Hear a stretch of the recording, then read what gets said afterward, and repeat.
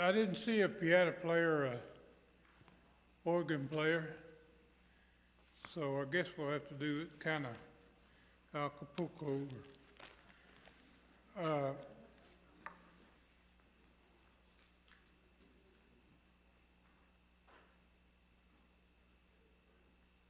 Two quick announcements. Don't forget, we're going to have the Lord's Supper Wednesday night. I'm going to talk to Lee and see where he's at on getting healed up.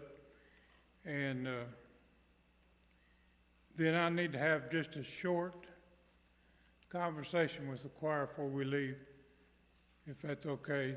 Take about 4 or 5 minutes maybe. So, you know, I didn't get a chance.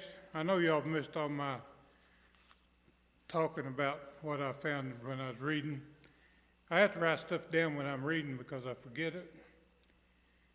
But I found two I really liked this week, and it was the rich are not always godly, but the godly are always rich.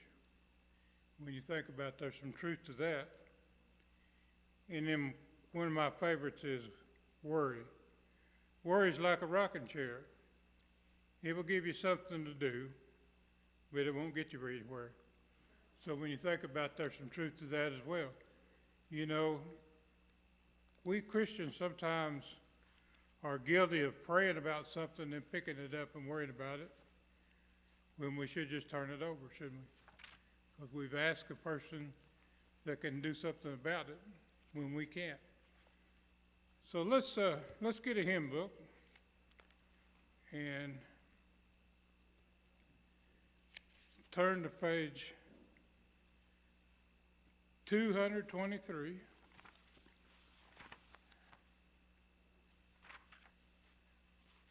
And y'all gonna have to help me with this one. Nothing but the blood.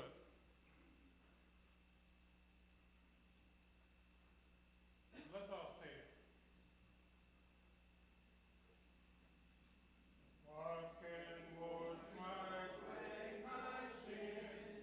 Nothing but the blood of Jesus. What can make me whole again? Nothing but the blood of Jesus. Oh,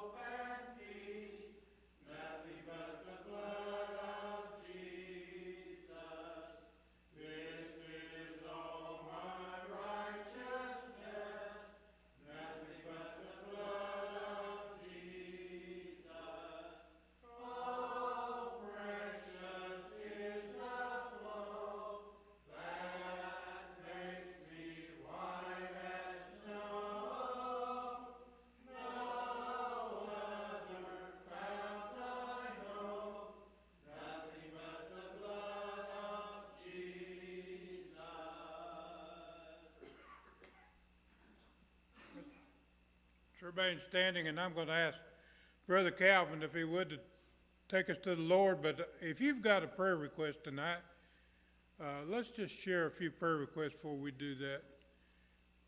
I know we got shut-ins we need to remember, people that can't get out. And, you know, I found out a long time ago that I never go anywhere visiting or doing that I'm not the one getting blessed.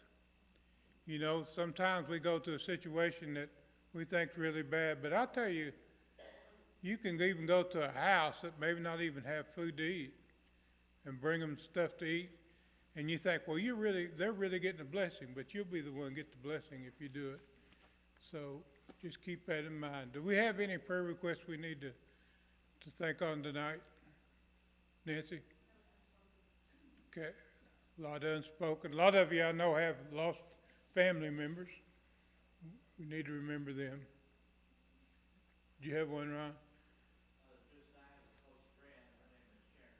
She's on a prayer list here, but she's home now out of Encompass at the rehab center in Margaretville, and she seems to be improving. So keep praying for her.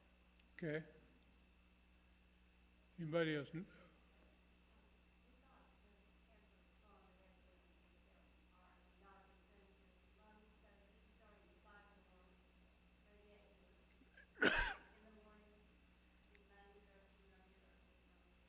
Yeah, remember Danny, he's been through a lot, but you know, he's still got there. I don't care what you think, I've seen the Lord work. I saw a guy with cancer not get a good report, and 2 weeks later they couldn't find it after the church prayed for him. So God's still in the miracle business. Donna? I've got three. Okay. Don's niece, Lisa, her cancer came back, and she's on chemo, and she's got 2 kids, so pray for her.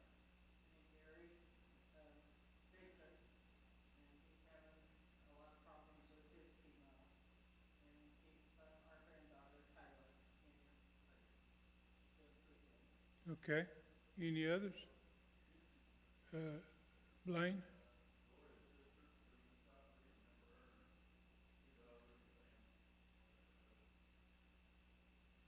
Yeah, remember Dreamer especially. Neither one of them were in good health, but John? My sister, she's having problems. They give her some medication. When they give her the medication, it's almost like the medication itself. And remember her, she's getting sight back over the time. Sure. Glen Hopkins. Anybody else? Don't want to leave anybody out. I know all of you have unspoken requests. So Calvin, if you would, lead us to the Lord before we start. Gracious and heavenly Father, once again, this day, we come into thy presence. We come on behalf of each one of these requests that's been made here tonight. And Lord, you would reach down and touch each one of them, what they need. We don't know what each individual needs. But Lord, you're God, and you know all things. You know what each one stands in need.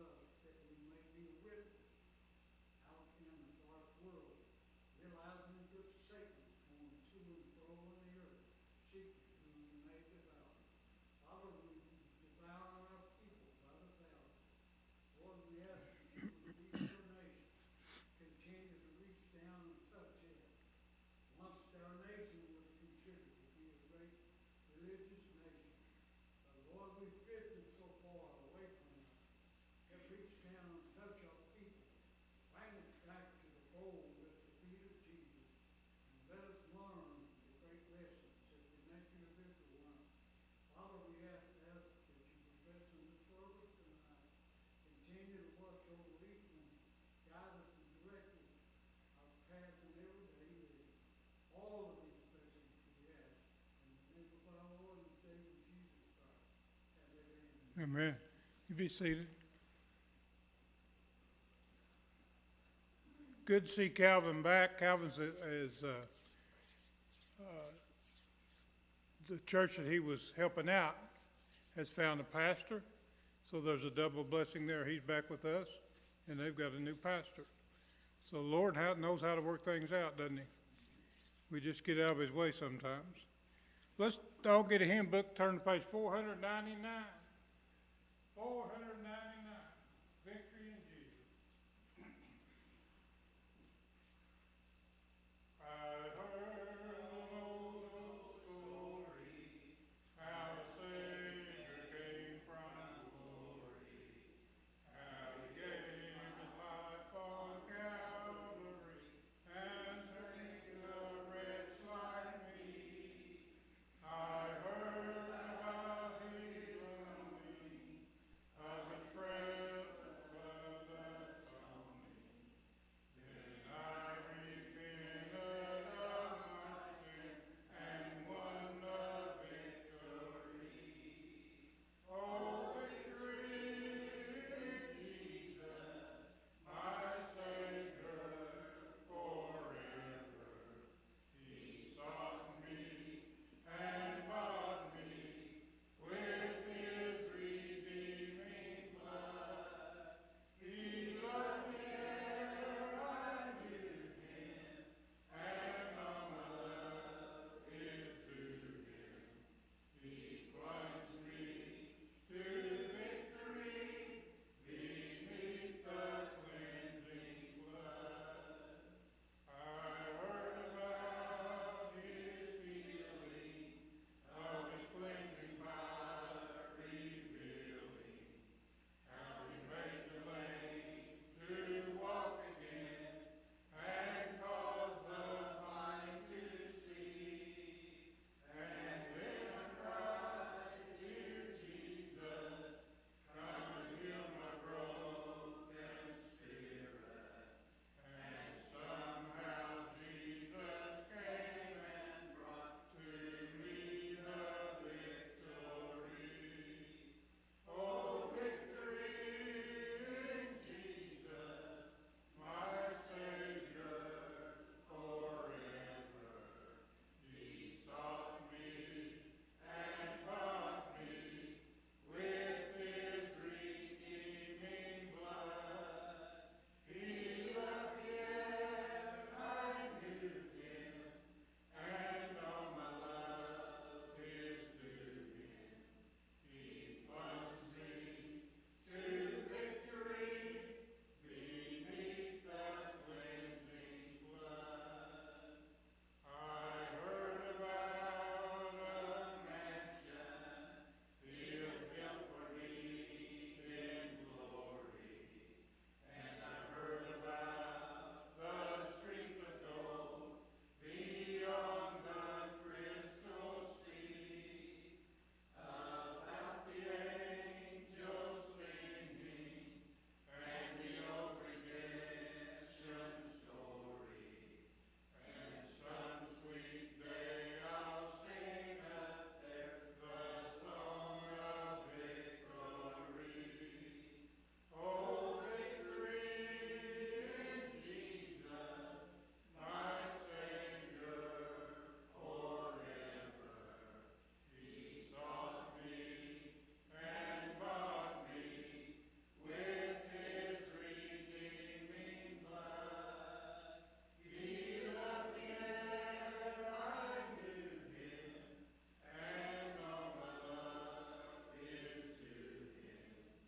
He plunged me to victory beneath the cleansing blood.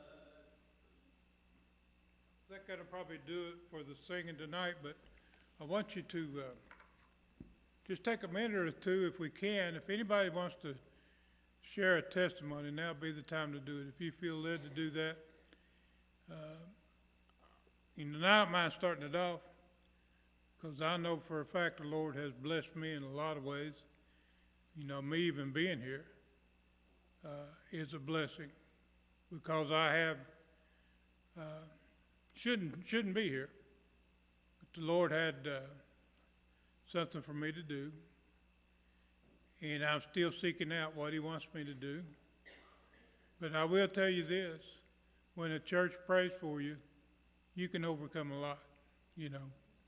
And so if anybody else has something they'd like to share, now'd be the time to do it. If not, we'll go. Go ahead, Ron. I want to start off with, God is good, All the time. and all the time. God is good. Get into that. I want to say, I want to thank the good Lord for watching over me. I will remember 2022 as long as I live. It's been a bad year for me, but yet it's been a good year because why? The Lord has brought me through so many different things. Sure. So I thank God for your prayers, thank God for watching over me, and just pray for me in the future that I can always be in His will. Amen. Anybody else? Don't want to leave anybody out. You know, if you study the Bible, it'll tell you, let the redeemed say so, because there's proof that we need to do that with a lost and dying world. And if not, I'm going to turn it over to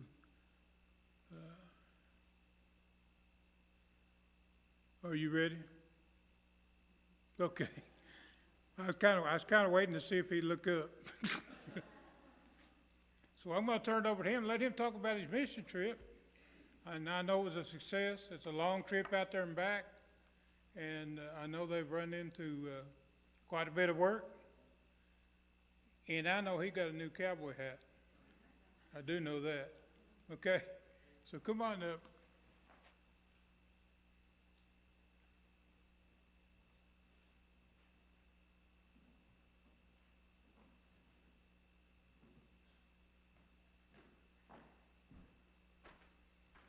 How's everybody doing tonight? Good. Everybody have a good Easter? I sure hope so. All right, well, first of all, I want to say thank you to everyone who made it possible for me to go out there and achieve one of my lifelong dreams. I know, maybe not growing up, but especially here recently, I've always wanted to go out west, not specifically to Montana, but turned out Montana was the right place for me to go. I know Kelly and Emily had a good time out there. I'm sure Lee had a good time. And all the people that we affected there had a good time. Like I said, I just want to say thank you all for making it possible, because without you all, I wouldn't have been able to go. Well, I'm going to break it up into a few different segments. 1, the trip up there. 2, what we did up there. And 3, the trip back, because we did stop at a few places. So am I controlling this thing, or you guys got it? All right.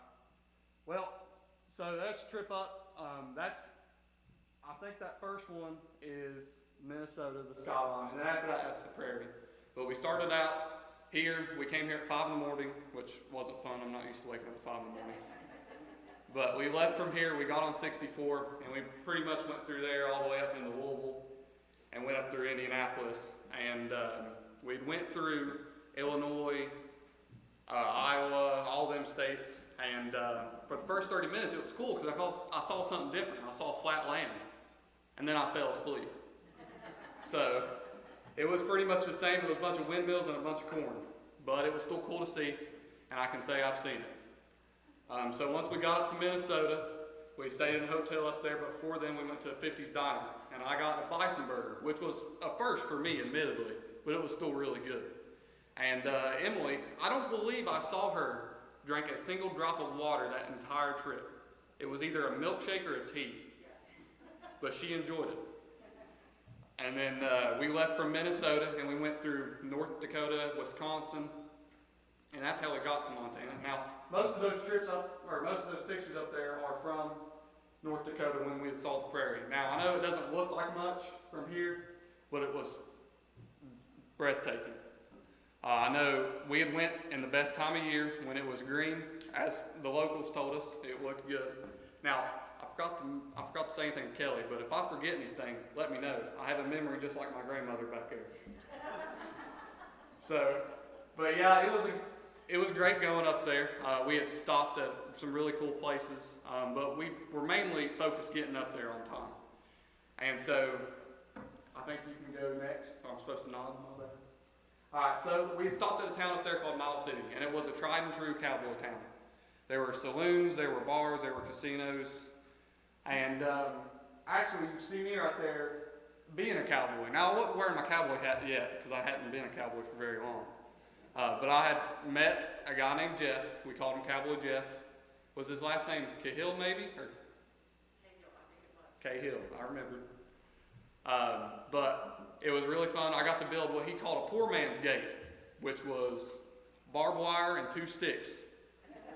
And but it worked, well, except for the last time because it broke. That's why I had to fix it. But after that, we had ended up corralling some cows around. I think there was about 20 heifers and a few calves. And we had corralled them up. And actually, you can see in that bottom left picture right there, we were right in front of this creek bed. And I'm not kidding. When I stood in that creek bed, it was over my head, but it was bone dry. And I actually almost went in it. Don't tell Lee that. I didn't tell anybody that, but I was this close from going in it. Well, luckily I have a quick reaction time. Got that from my dad. But now, if you see that really beautiful picture right there with the creek, that was actually behind our hotel. And whenever we got there, me and Kelly and Emily had decided, well, we're going to go exploring. Because Lee went to go talk strategy, but we'd never been there before, so we could care less about strategy. We wanted to see what Montana looked like. So we walked through a field, tried not to get bit by any snakes, and then we made it to the creek. But right before the creek, we actually saw what is known around there as a mule deer. And it's not like a normal deer, it jumps instead of runs, which was scary. But we had walked around that creek, and then by that time we went to bed, and the next day I got up, and that's when I went and worked on the ranch. And I worked on the ranch for a few hours, and then we went and picked up all the stuff we needed for the block party. And we had left from there, and we had headed up towards a place called Wolf Point. And that was on the way up to Wolf Point, and whenever you left town, there was nothing for 50, 60, even 100 miles. It was cool. It was boring, but it was cool. There I saw a pronghorn, which I never thought I'd see in my life. And you can see right there on that picture in the middle, where it's got the big mirror in there, that right there in the background is called Badlands. And we had went to the Badlands National Park in South Dakota. That's later on in the slideshow, but it's really cool, and it's something I hope everybody can see at least once in their lifetime. Right there is the difference between a mule deer and a whitetail deer. I know we got a lot of hunters in here, so it was cool to see the difference. I know you could see a mule deer from a mile away just from its ears alone. It's kind of like me, but that was cool going up there. And so that's at Wolf Point and Frazier. I mixed them both in because we got a lot of pictures, but they were kind of similar. Wolf Point was definitely the bigger town. There was a whole lot more people there. We had went to a church. I'm pretty sure it was just Wolf Point Baptist Church. I can't remember if it was a different name than that. But before we had got started on our mission work, we had talked to a pastor named Raymond. And Raymond had retired 4 separate times, but he went back again. And he gave a really moving testimony about how he had grown up in that area, and he'd seen all the troubles, and he had done his best to improve it. And he had talked about the native religion, because he used to be a part of that religion until he was saved and brought to Christ. But he had talked about it, and he said that you can feel the evil whenever they do their rain dances and such. I don't know of other dances they do, but I do know they do rain dances. But after that, we had set everything up. You can see actually top left there, I was wearing my cowboy hat. I was looking good. And I was wrangling kids at that point. They were rowdy, but I whipped them into shape. And they were a lot like my brother, so I'm pretty used to dealing with them. So what we had done was pretty much provided food. We provided water. We provided juice. We had give some of these kids these luxuries that they may not be able to afford, maybe not even on a yearly basis. After we got them all wound down, they were all energized up. We played some games. There was a lovely brother and sister duo that was there, and they're from somewhere down a little bit further south than us in eastern Kentucky. But the brother had ended up giving a moving testimony to not only the kids, but the parents that had stayed there to watch their kids. And there was one standout kid to me. His name was Alex. He was there from the beginning of the block party to the very end. And he had his shoes on backwards. And he had no trouble walking though, so I was kind of impressed. He did a lot better than I could. And I hope we really reached him and his family through Christ and through the block party. And we'd also had cotton candy, which was a fun experience. I didn't go near it because I knew what was going to happen, but Kelly and Emily took charge and they weren't good at it, so we let another lovely couple from Montana take over from it. And you can actually see his cowboy hat right there. It's kind of hard to miss. But so Wolf Point was a success. We definitely reached a lot of people. But the real success came from Frazier. It was a smaller town, and the only sport they had there was track and field. I think they might have had football, but I don't think it was big enough for them to really play. So really all they did was do track and field. And I talked to some of them, and they were interested in playing baseball, so I taught them a little bit about the good old sport of baseball. I'm pretty knowledgeable on that. But at Frazier, it was a smaller community, so everyone was a lot more involved. And there was a lot more adults there, so we definitely reached a lot more adults and kids. I got to know a lot of the kids better. There were some older kids that weren't near as rowdy, but they were still a little rowdy at some points. But after we did the same thing at Frazier that we did at Wolf Point, we had a guy saved. His name was John Crazy Horse. Is that it? Did I remember right? But yeah, we had him saved. It was towards the end, and I hope he's brought more people to Christ since we've left, and he sure does seem like the right man to do it.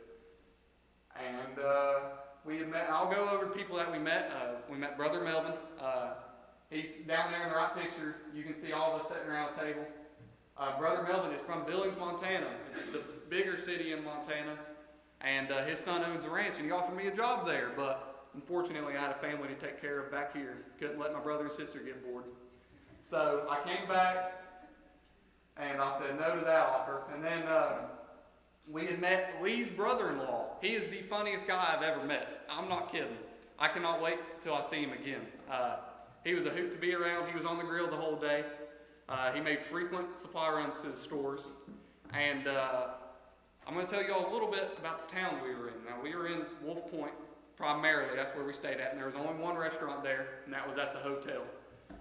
And I had just about every dish they had on there because that's all we ate. And we went to the store to go get some groceries for the block party, but they were bone dry. And I guess where they were so far removed from civilization, they had no way of getting food there even once a week. And maybe once a month is what it looked like on the shelves. But that's about everyone we had met there. We had met, of course, a couple of natives, and they were really nice bunch of people. They were quiet, but once you got to talk to them, they were super nice. And that's about all I got there, but it was a super big success, and I am glad I went because I got to see God doing work through me and through Lee and through Kelly and through Emily, through everybody that was there in person, which I didn't realize how blessed we were in this area to have such godly and religious people. But you really don't see that a lot in this area, or as much as I saw it up there. And that was really probably one of the biggest blessings I got. And that's about all I got about the two towns. And so on our way back, we had went through Wyoming, we went through South Dakota, we went through Nebraska, I think a little bit of Nebraska, and we went through Missouri, and back through Kansas maybe, or maybe we missed Kansas by just like a little bit. And so we had stopped at a few places, Mount Rushmore. Now that picture does not do it justice. I was from here to about the Walmart, and I had to look straight up. It was an awesome monument. I don't know if any of y'all have ever been before, but if you haven't, get out there. It's one of the best monuments I've ever been to. The coolest part was as you drove up, you actually saw a glimpse of Mount Rushmore through the trees. So it kind of was a build up, and it was really exciting. The next place we went to was Wall, South Dakota. Now, I thought those pictures looked better when I put them on there a few days ago. But Lee actually forced me to take that picture with the trench coat on, so you can thank him for that. I willingly was on the bucking bronco there. But that's in Wall, South Dakota, and pretty much Wall's biggest attraction is the Wall Drug Store. Now, it used to be the biggest pharmaceutical store in America. It's not a pharmaceutical store anymore. It's more like a tacky tourist attraction, but it was still fun to go to. They had advertisements, if I'm not wrong, over 1,000 miles out. And Leah had told us a story about how whenever we was fighting over in Korea, they had billboards up for the Wall Drug Store over in Korea, and which I thought was pretty cool. There was not a whole lot to do in Wall, South Dakota, other than sleep, go to the Wall Drug, and eat. But it was still fun. They had really good ice cream, and I'd definitely go back if I had a chance. So, as I mentioned earlier, that's the Badlands National Park. I've been to a few national parks in my day, but that's by far the coolest one I've ever been to. In the Badlands, pretty much what had happened was, the story on it is that back in the day, whenever we still had glaciers all over this great nation, it had carved all those little divots you see in the ground because it was dragging on the ground. And right there is a bunch of limestone and sediment, and there should be some more pictures as we keep going. That's the entrance of the park, by the way, and that went on for miles and miles and miles. And it literally came out of nowhere. So we were going through the prairie, and it was all flat, rolling up and down, and then out of nowhere is a bunch of rock formations. And in the middle of the park, there was a national grassland with a bunch of bison, which I thought was cool. It was the first time I ever seen bison in my life, except for the time I ate that cheeseburger. And so that was inside the actual park. There was a lot inside the actual park. There were more, what would I put this? Artistic formations. I thought that was really cool. Should be a few more pictures on there. Kind of go rapid fire here. Yeah, it's pretty much all the same. It's all cut and dry. I don't know how much more I can tell you about the Badlands other than that. Oh, I can tell you about why they're called the Badlands. I forgot about that. The reason why they call them Badlands is because they're bad for everything. They're bad for farming, they're bad for grazing, they're bad for planting crops, they're bad for living on, bad for everything except for looking at. And so that's why nobody's really settled there. And so after that, we really didn't stop anywhere. We stopped at Sioux City, which I think I'm pronouncing that right, but we stopped at a really good diner, and I had probably the best breakfast I've ever eaten in my life. It was a skillet with hash browns on the very bottom, bacon, sausage, ham, and eggs on top with melted cheese. You got to go to Sioux City at least some point in your life and get that breakfast. It was the best breakfast I've ever had, and they had free Wi-Fi. But we stopped through St. Louis and Kansas City. So I think the first picture should be Kansas City. Now we were on the Missouri side, which is weird that you have Kansas City, Missouri, but hey, I ain't judging. So that first picture is the skyline. The second picture is the Kansas City Royal Stadium. Now I did have a picture of Arrowhead Stadium where the Chiefs play, but they beat my Bengals, so I'm not going to put their stadium on my presentation. Next after that, there's the Arch in St. Louis, which is really the only cool thing they have in St. Louis. It's just a bunch of barbecue and the arch. That's about it. But it was still cool to see. Glad I did get to see it. And there may be another slide after that. Nope, I'm done. Alright, well, like I said, it was really fun. I really do want to say thank you all for allowing me to have this opportunity to go and see God's grace in person. And thank you.